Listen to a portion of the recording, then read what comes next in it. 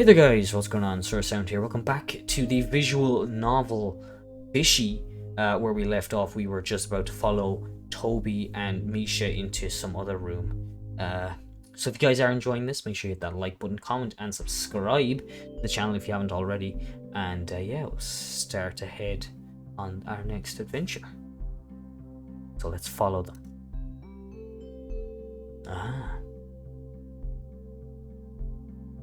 You hear commotion coming from the next room. You step out of the dark forest exhibit, the reflections of the water still touching your feet, and into the brightly lit tide pool room. The touch tank in the corner sparkles in the sunlight. A few of your classmates examine a dripping sand dollar while others walk away from the tank giggling after petting a hermit crab. A boy that you've never spoken to approaches you. Sand dollars can feel pain, you know. That's cool. He walks away. Hey. You want to poke the sea slug? No. Oh. The hermit crab then? Nope. But the touch tank is part of the aquarium experience. At least touch the coral. Coral. Safe. Non-moving. Coral. You can do that. You walk to the touch tank and look down. Colourful shells and lumps of coral lay on the sand. A dark purple sea slug climbs slowly over a rock. You take a deep breath. Reach into the tank. Slowly, you lower your hand into the tank. Why are you doing this anyway? Because Misha told you to? Why do you do everything Misha tells you to do? Is she even still here? You can't hear her. Actually, you really can't hear anything. Your hand touches the water. It's cold. Lower into the tank, into the sand. What are you reaching for again? Coral? Well, all you see is sand ebbing gently into the water. Specks float up towards and stick to your hand. Lower. And you know, you swear the tank didn't look this deep. The sand ebbing less gently now, in fact swirling. You can't see your hand. The water is suddenly murky. It's up to your elbow now. The sand churns like something underneath is rising up. Pull your hand out. You move to pull your hand out of the tank, but something grabs you and pulls you back in. Terror rises in your chest. You can barely breathe. Yell for help. You yell, but no one seems to hear you. You brace your body against the tank and pull upwards. It fights you. It's pulling you in. Deeper. Deeper. Misha, help! You put your entire weight against the tank. Pull as hard as you can. You feel a release. Suddenly, you're standing next to the tank, surrounded by your lively classmates. Some of them are staring at you, giggling and pointing. You look at the tank. The water is clear, only a few inches deep. The sea slug continues its slow journey across a rock. Jeez, stop yelling. What did you... Oh! Sand dollar. Cool, but you should probably put it back. You look at your hand. You're holding a sand dollar. Huh. I knew you'd like the touch tank. What do you mean? Well, you clearly got into it. Your entire arm is wet. You check. Your sleeve is dripping all the way up to your shoulder. See? You just have to try things. I knew you'd get into it. Try not to make it scene next time, though. Anyway, Monica says there's a room with stingrays, so we should go there next. Come on. Should I say something in the tank grab me, or should I just go okay? I think we should say something grab me. Dude, stop freaking out. Everyone's gonna think we're weird. It was probably just a hermit crab or something. You're fine. Let's go to the next room, okay?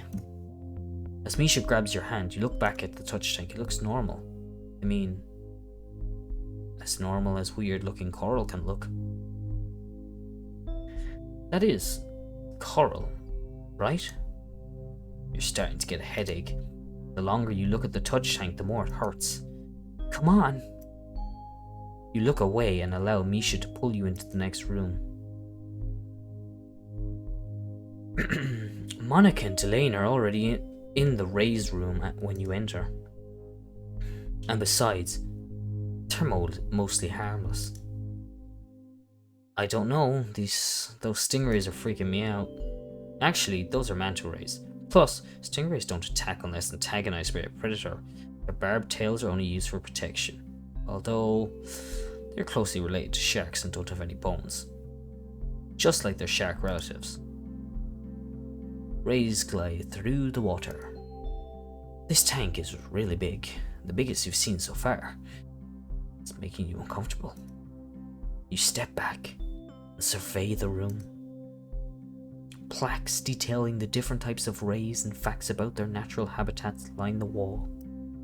There's a doorway on the left of the room that says restricted area, no entry. The room past the doorway is dark, but you can see something on the floor. It looks like a broom handle. The object is partially obscured by the doorway. You walk closer. A janitor's trash can and equipment are knocked over, cleaning items strewn haphazardly on the floor, and there's something behind it. You get closer. What is that? Hey Julie, how's it going? Remember those restricted areas I mentioned before? This is one of those, so you're gonna want to head back to the exhibits. What's with all the stuff on the floor? We're kind of short-staffed these days. Janitor probably knocked it over. Or get it cleaned up quick. That's why these areas are restricted, so you kids don't see the messes we leave behind. You make your way back to the group. Only account for 306 deaths by drowning per year. Wow, Delane, you sure do know a lot of really bummer facts. I want to be a marine biologist someday. I do know a lot of facts. Sorry if knowledge bums you out. Chill, you guys are giving the fish anxiety. Whatever. Hey guys, come quick. They're feeding the sharks in the deep ocean tank. Oh, I've got to take a selfie with that. Does sound pretty cool. Yeah, come on. Toby turns to follow Monica and Delane, then he looks back. Misha, you coming? Sure, yeah.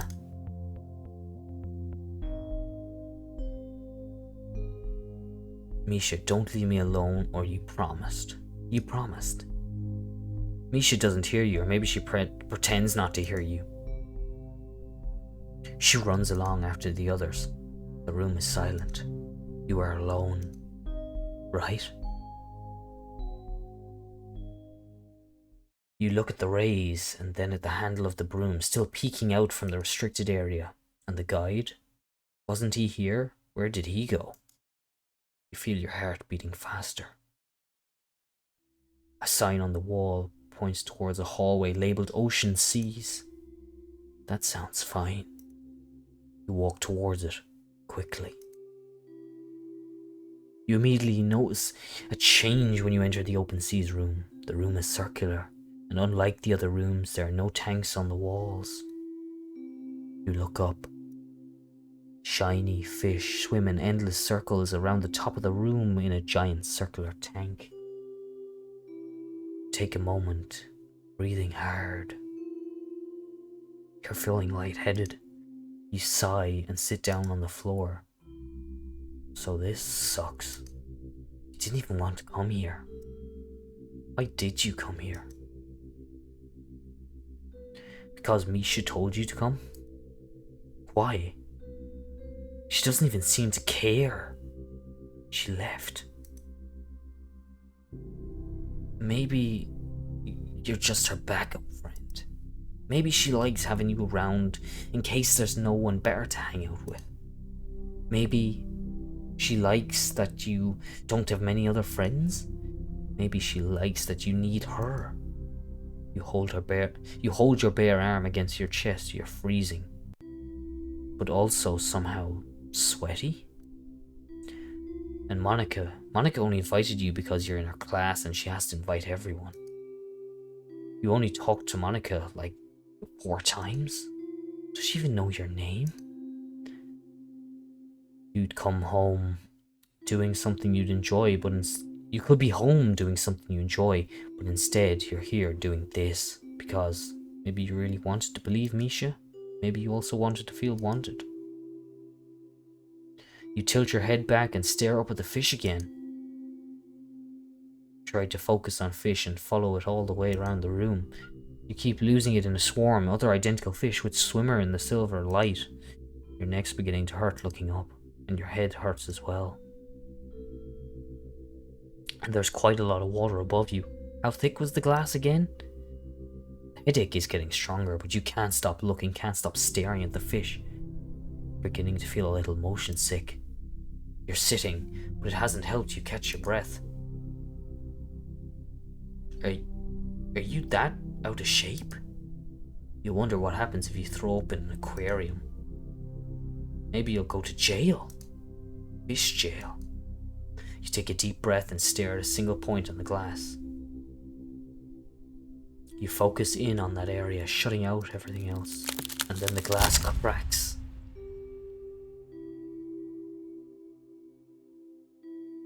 The fish swarm.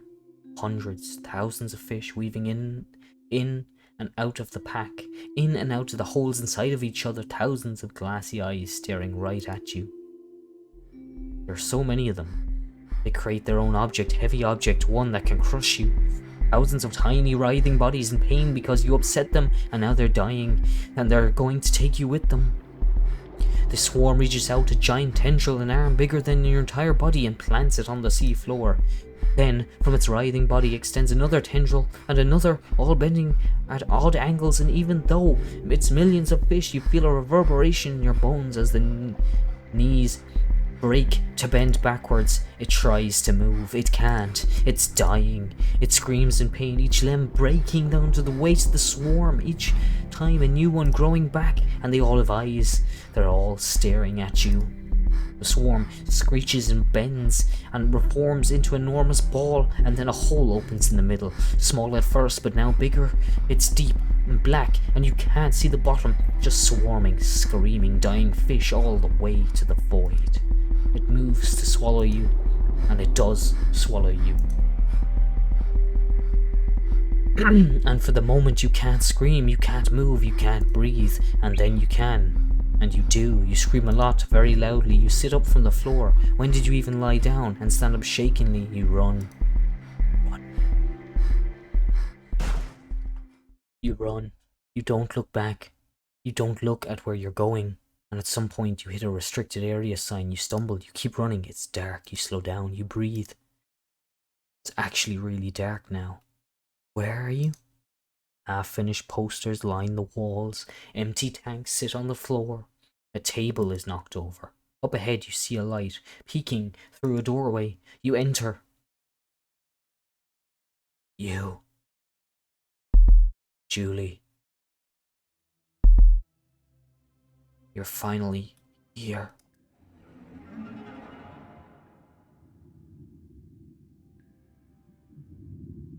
Are you enjoying your trip to the aquarium? Is it playing out the way you expected?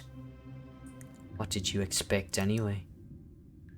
Did you expect to have a nice time with your friends, making memories, learning about natural world, growing up as human beings? Maybe you anticipated some of it, Toby's crudeness, Monica's arrogance, Misha's neglect. But maybe you were hopeful that in the end, despite everything, it would all be okay. You're broken. You broken, desperate idiot. The vast ocean and its infinite complexities doesn't even acknowledge your existence. 100 million miles of sea, a void, and you, a lone megalodon. Come closer. Closer. This is the part where it gets better, right? This is the part where your friends run in and save you. They say they've been looking for you this whole time. They say they're sorry for leaving you alone. You feel comforted. You feel safe. You feel accepted. That's right. Or that's what happens next, right? They'll be here any second. I think I hear them now. My mistake. Must have been a stray Roomba. Your classmates are enjoying their night.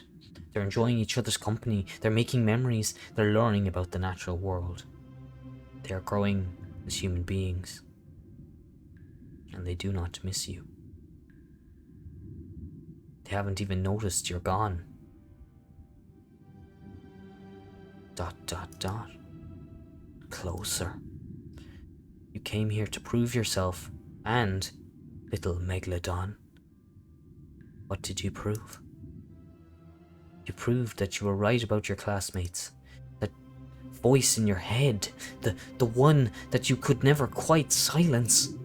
The one that says they're better off without you. Did you really want to believe they were your friends? Or did a tiny, bitter, angry part of you, the part that's been hurt, want to find justification for your anger, for your fear, or your pain? When you needed help, none came, and here you are, alone. So congratulations, little Megalodon. You were right. What now, Julie? Well, I'll tell you what's now, or what's coming up next. Guys, I'm going to leave this episode here. Thank you so much for watching. Hope you guys enjoyed. If you did, drop a like, rating, comment, and subscribe. And next episode, we'll be looking at this ugly bastard in the face. Anyway, thanks for watching. See you in the next one.